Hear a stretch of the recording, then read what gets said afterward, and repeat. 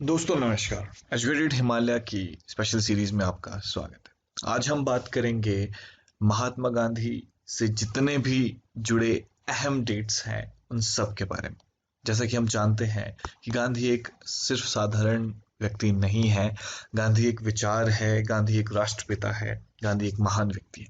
उनसे रिलेटेड सवाल बहुत सारे एग्जाम्स में पूछे जाते हैं। इससे पहले कि हम एक पूरी की पूरी वीडियो लेक्चर सीरीज गांधी पर स्पेसिफिकली फोकस्ड सीरीज को लॉन्च करें, उससे पहले हम चाहते हैं कि कुछ बेसिक जो इम्पोर्टेंट डेट्स हैं उससे आपको रूबरू कराएं। तो अगर आप हमारी कम्युनिटी का हिस्सा बनना चाहते हैं तो हमें फेसबुक, इंस्टाग्राम पर आप लाइक कर सकते हैं। उसके साथ ही आप हमारे व्हाट्सएप, टेलीग्राम ग्रुप को भी ज्वाइन करें। तो सबसे पहले हम शुरू करेंगे गांधी की क्रोनोलॉजी को। हम स्पेसिफिकली फोकस कर रहे हैं यहाँ पर इंडिया और गांधी के बारे में। जब हम वीडियो सीरीज को लॉन्च करेंगे उसमें हम पूरे के पूरे गांधी के जन्म से लेकर मृत्यु तक फॉलो करेंगे, पर यहाँ पर बात कर रहे हैं भारत के स्वतंत्रता जो अभियान था उसमें गांधी के योगदान को, उससे रिलेटेड जितने भी इंपॉर्टेंट डेट्स हैं उसको आप चाहें तो नोट्स बना सकते हैं। तो सबसे पहले अगर बात करें 1914 की, तो गांधी साउथ अफ्रीका को छोड़कर इंग्लैंड की तरफ चलते हैं और वहां से फिर इंडिया में आते हैं। 9 जनवरी 1915 को गांधी भारत पहुंचते हैं। उस समय जो भारत के गवर्नर जनरल यानी वाइसरॉय थे, उनका नाम था लॉर्ड हार्डिंगे। उन्होंने गांधी को केसरे हिंद मेडल भी दिया। वो किस लिए दिया? क्योंकि वो एक एम्बुलेंस सर्विस चलाते थे साउथ अफ्रीका में अंग्रेजी सेना की जो हेल्प करती थी। So this is very important कि 9 जनवरी 1915 9 जनवरी 1915 को भारत में आते हैं। अब 1915 में अगर देखें आप कि 9 जनवरी को और भी प्रवासी भारतीय दिवस या एनआरआई डे के नाम से भी जाना जाता है।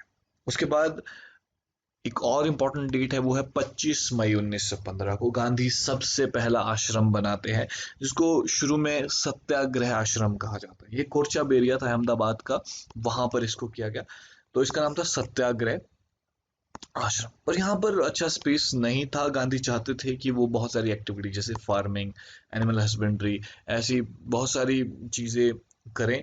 उसके लिए उनको थोड़ी और ज्यादा जमीन की जरूरत थी। तो मतलब 1917 में, 17 जून 1917 में उन्होंने अपने आश्रम को रियलोकेट करा, जो साबरमती के किनारे था, और वो फेमस जो उनका आश्रम था साबरमती आश्रम कहलाया। तो वो 1917 में बनाया गया था। सो ये कुछ दो इंपॉर्टेंट सवाल हो गए आश्रम से रिलेटेड। सत्याग्रह आश्रम कोरचाब एरिया के पास है, अहमदाबाद के पास, और फिर जो साबरमती आश्रम की तरफ वो शिफ्ट हुए वो दूसरा था।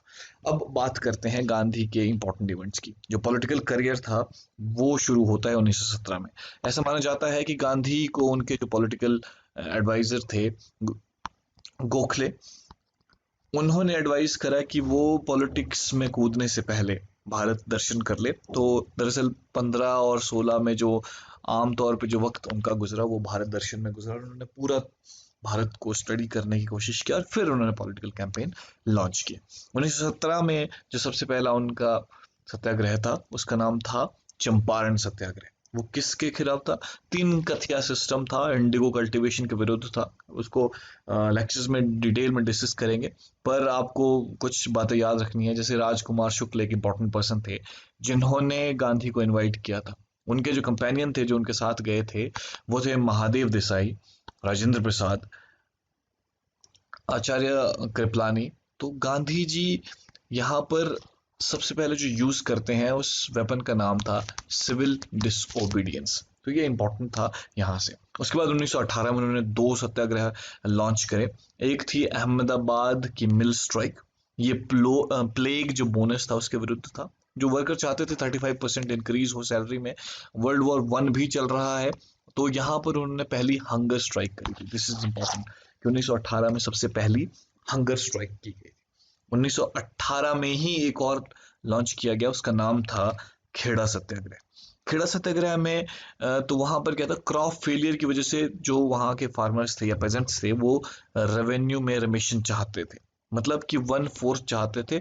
और यहाँ पर जो था सबसे पहले गांधी जी ने नॉन कॉरपोरेशन मूवमेंट को अपना हथियार बनाया। So these are some important things that we should know about Gandhi. 1919 में उसके बाद गांधी खिलाफत कमेटी के, ऑल इंडिया खिलाफत कमेटी थी, उसके अध्यक्ष बने। और हिंदू मुस्लिम एकता का जो मंच था उसको उन्होंने सर्वप्रथम लहराया, और सबसे ज्यादा जो वोकल अगर कोई रहा है हिंदू मुस्लिम एकता के लिए भारत के आज़ादी के इतिहास में, तो वो गांधी जी ही थे। 1920 में क्या हुआ, उन्होंने नॉन कॉरपोरेशन जो मूवमेंट थी उसको लॉन्च किया, और उसी दिन बाल गंगाधर तिलक की मृत्यु भी होती है। तो 1920 इंपॉर्टेंट है। 17 में हम चंपारण हमने देखा, अहमदाबाद 18 में, और उसके बाद खेड़ा सत्याग्रह 1918 में। 1921 में क्या हुआ, he give up his dhoti kurta dress in favour of small langot. क्यों? क्योंकि वो चाहते थे कि वो लेस कपड़े पहने जो कि खादी से हो। अब यहाँ पर हुआ 5 फरवरी 1922 को चौरी चौरा हत्याकांड, जिसमें गांधी जी ने नॉन कॉरपोरेशन मूवमेंट को वापस ले लिया। So these are some important events. अब क्या हुआ कि अगर इसको देखें नॉन कॉरपोरेशन मूवमेंट को, कि 12 फरवरी 1922 को हम क्या लॉन्च करने वाले थे, सिविल डिसोबीडियंस मूवमेंट लॉन्च करने वाले थे बारडोली से, पर वो नहीं हो पाया क्योंकि चौरा चौरी का जो इंसिडेंट था बहुत फेमस हुआ था 5 फरवरी 1922 को।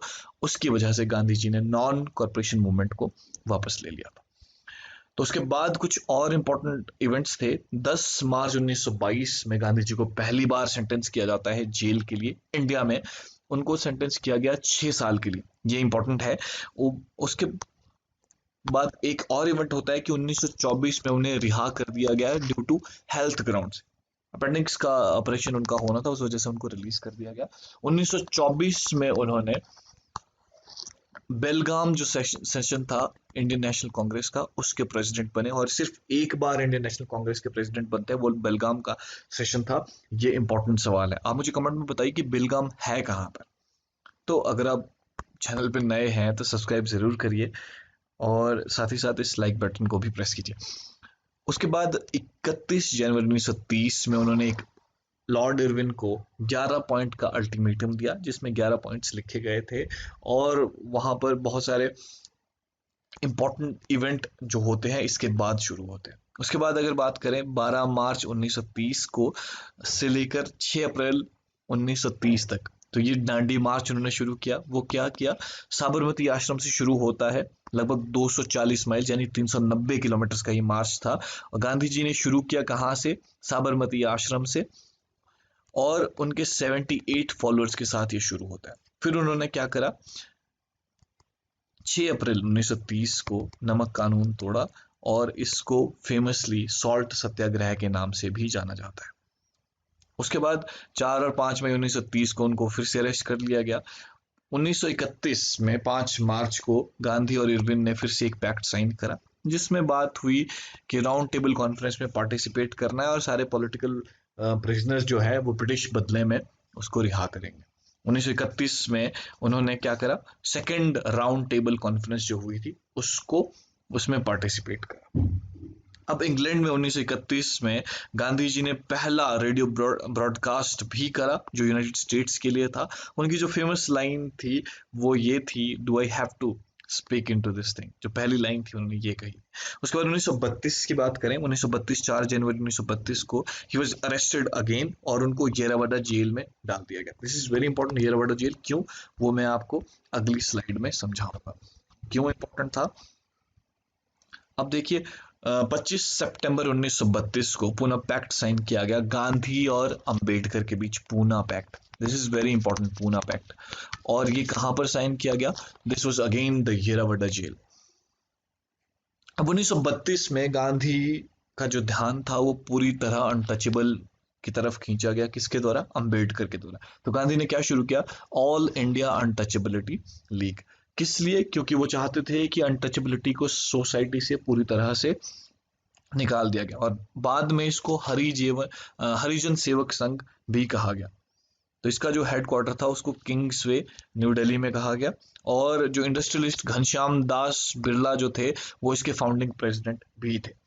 ऑफिशियली अगर बात करें, सिविल डिसोबीडियंस मूवमेंट जो 1930 में शुरू हुई थी उसको 1933 में सस्पेंड कर दिया गया, और विड्रॉ कर दिया गया 1934 में, यानी 1934 में।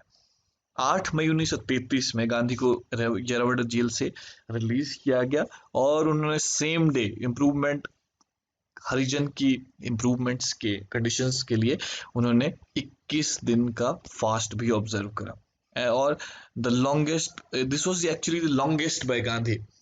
जितने भी उन्होंने 17 फास्ट रखे आज़ादी के इतिहास में, गांधी जी ने 17 फास्ट रखे, और ये वाला जो फास्ट था 21 दिन के लिए उनका सबसे लंबा फास्ट था। उसके बाद उन्होंने हरिजन यात्रा 1933 में करी कंट्री वाइड, जिसमें उन्होंने वारदा आश्रम में 9 अगले महीनों के लिए मूवमेंट शुरू करी। उसके बाद उन्होंने टेम्पल एंट्री के लिए भी मूवमेंट करी, और बहुत सारे जो हिंदू ऑर्थोडॉक्स एलिमेंट्स थे वो उनके अगेंस्ट थे इस मूव में, पर उन्होंने फिर भी इसको जारी रखा। उसके बाद उन्होंने एक और आश्रम बनाया, सेवाग्राम आश्रम या वारधा आश्रम। तो गांधी जी ने जो पद यात्रा शुरू करी थी 1930 में साबरमती आश्रम से, वो सॉल्ट सत्याग्रह के लिए, उसके बाद उन्होंने डिसाइड किया कि मैं साबरमती तब तक नहीं आऊंगा जब तक भारत इंडिपेंडेंस अचीव नहीं कर लेता है। गांधी जी को उसके बाद 1-2 साल के लिए जेल भी डाला गया। उसके बाद जब वो रिलीज हुए, उन्होंने फिर से भारत यात्रा शुरू करी, और फिर उन्होंने डिसाइड किया कि वो एक सेंट्रल इंडिया में अपना हेडक्वार्टर बनाएंगे, जिसमें उन्होंने 1934 में वारधा में अपना आश्रम बनाया। उसके बाद जमनालाल बजाज जो थे वो वहां पर फेमस रूम्स में रहे, जिसको बजाजवाड़ी कहा जाता है वारधा में। और उसके बाद ये जो प्रार्थना मंदिर ऑफ महिला आश्रम फॉर सम टाइम, वो यहाँ पर भी रहे। 1936 में गांधी ने एक established his residence in village called Segaon, जो कि वारधा के आउटस्कर्ट्स में था। उसको सेवाग्राम भी कहा गया, इसका मतलब था village of service. Gandhi ji was 67 years old. Gandhi ji 67 year old थे जब वो सेवाग्राम आते हैं, और Sevagram is a small village जो कि 8 किलोमीटर दूर है वारधा से। गांधी ने हमेशा ही ट्रीटमेंट के लिए वोकल रहे अनटचेबल्स की, जो कि इंडिया की सबसे लोएस्ट कास्ट थी। उन्होंने बहुत सारे फास्ट भी किए, और उसके लिए उन्होंने उनको नाम दिया हरिजन, यानी चिल्ड्रन ऑफ गॉड, यानी कि हरि के जन। 1934 में क्या हुआ, एक इंपॉर्टेंट इवेंट और था कि गांधी ने फिर से अनाउंस किया रिटायरमेंट पॉलिटिक्स से, और साथ ही रिजाइन भी किया कांग्रेस पार्टी से। पर क्योंकि वर्ल्ड वॉर टू जो शुरू हो जाता है, उसके बाद उनको वापस आना पड़ा। Gandhi again to control of INC. उसके बाद उन्होंने कुछ इंपॉर्टेंट पब्लिकेशंस भी लिखी, ये बहुत इंपॉर्टेंट है। 1904 में उन्होंने सबसे पहले इंडियन ओपिनियन लिखा था, इंडियन ओपिनियन के लिए लिखते थे। हिंद स्वराज जो एक किताब थी उन्होंने 1909 में लिखी थी। यंग इंडिया भी उनकी पब्लिकेशन है। हरिजन उनकी आती थी इंग्लिश लैंग्वेज में, 1933 से 48 तक ये वीकली एक पेपर था, वो आता रहा। उसके अलावा हरिजन बंधु उन्होंने गुजराती में लिखा, हरिजन सेवक उन्होंने हिंदी में लिखा। उसके बाद उनकी एक और फेमस किताब है my experiments with the truth, जो कि उनकी लाइफ को कवर करती है 1921 तक की यात्रा को। So these are some important facts जो हमें पता होने चाहिए थी। उसके बाद इम्पोर्टेंट है क्रिप्स मिशन, जिन्होंने क्रिप्स मिशन को उन्होंने डिस्क्राइब किया था 1942 में, ये आया था कमीशन।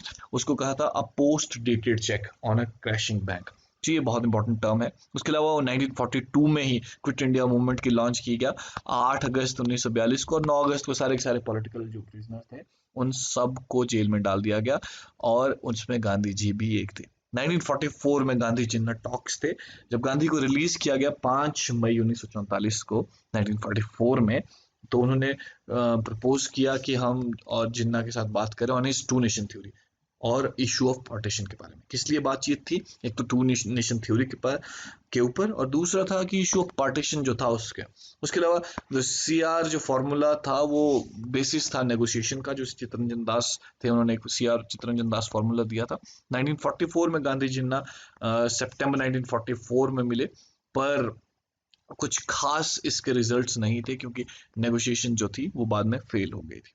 अगर 1947 की बात करें, व्हेन इंडिया गॉट इंडिपेंडेंस, जब 15 अगस्त 1947 में, गांधी जी उस समय बंगाल में थे, और वहां पर जो बंगाल रायोट्स जो चल रही थी उसको खत्म करने की कोशिश कर रहे थे। उसके अलावा अगर बात करें उनकी डेथ की, 30 जनवरी 1948 को, जो कि मार्टर डे 30 जनवरी को कहा जाता है, उनकी जो डेथ थी वो बिरला हाउस में हुई, जो आज के वक्त में गांधी स्मृति के नाम से जाना जाता है। तो आज के इस लेक्चर में बस इतना ही। आई होप आपको ये वीडियो पसंद आया। अगर पसंद आया तो इसको अपने दोस्तों के साथ ज़रूर शेयर कीजिए।